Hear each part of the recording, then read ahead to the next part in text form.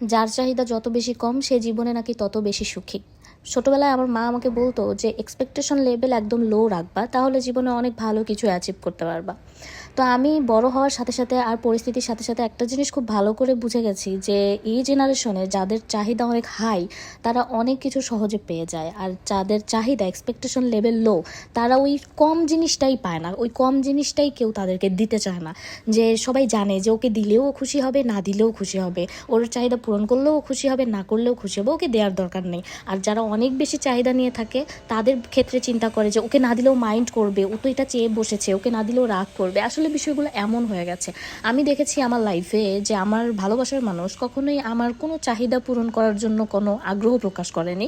সে সবসময় আমাকে বলতো যে তোমার কিছু লাগলে সেটা তুমি করে নাও, বা তোমার কিছু প্রয়োজন হলে সেটা তুমি করে নাও, মানে আমার গায়ের মধ্যে একটা চাপ দিয়ে যে তুমি সেটা করে নাও, বাট তুমি তো দিলেও হ্যাপি, না দিলেও হ্যাপি, তোমার জন্য এত কিছু করতে পারবো না। এটা আর কি সব সময় তার বিহেভিয়ারে বোঝা যেত।